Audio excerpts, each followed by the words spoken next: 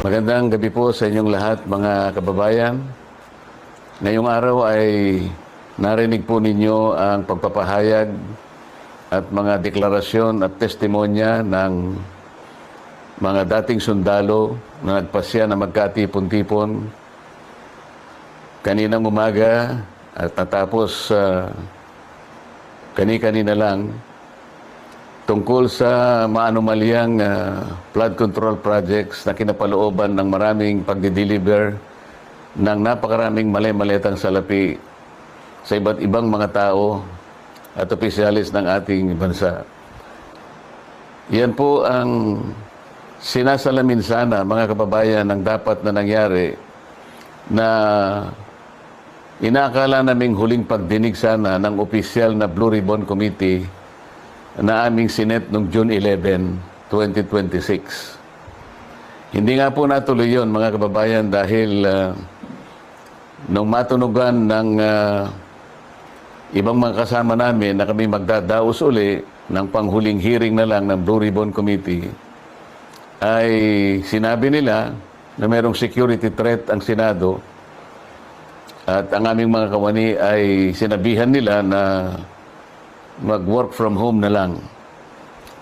Dahil po sa security threat at nagkaroon po ng napakaraming mga tanod sa Senado at wala naman po kaming magagamit na mga kawani, hindi po natuloy yung June 11 hearing na yon. At nang dahil doon ay nagpasya ang mga kumukupkup dun sa 18 at higit pang mga dating sundalo na maggawa na lang ng pagpapahayag na ginawa nga nila sa araw na ito. Yan po mga narinig nyo sa araw na ito ay siyang dapat na marinig po ninyo sa isang pagdinig ng Blue Ribbon Committee na ang representasyong ito ay matagal na pong itinalaga ang kanyang kakayahan na siya ang manguna na matukoy po natin ang mga taong nasa likod ng napakamalaganap at napakamalaking nakawan sa salapi ng bayan na ganap po sa kasaysayan ng ating republika. Nang dahil po dyan ay marami po ang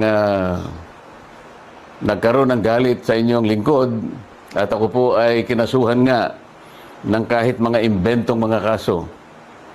At maaari pong isang araw, hindi po natin alam kung ngayon o bukas, sa kamakalawa, ay iahain po sa akin ang warrant of arrest upang ako po ay arestuhin upang hindi ko na maipagpatuloy ang aking gustong mangyari na matukoy po natin ang mga may kagagawan ng lahat ng ito at mapanagot natin sila.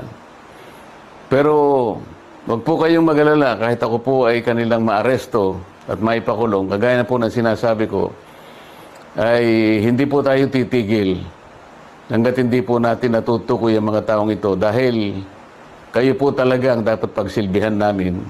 Interes po ninyo ito. Huwag kayong mawawalan ng loob at huwag kayong mawawalan ng pag-asa. Pansamantala lang naman siguro ang hindi tayo magkikita ng harapan. Ngunit dahil po sa ating pakikipaglaban, alang-alang po sa interes ng ating bansa, ay kailangan tayong magkaisa. Sa tulong po ng Panginoon Diyos, magtatagumpay din po tayo. Mabuhay po kayong lahat at sana'y araw-araw ang diwa ng ating pagkakaisa ay huwag pong mawala sa bawat isa sa atin. Salamat po sa inyong lahat.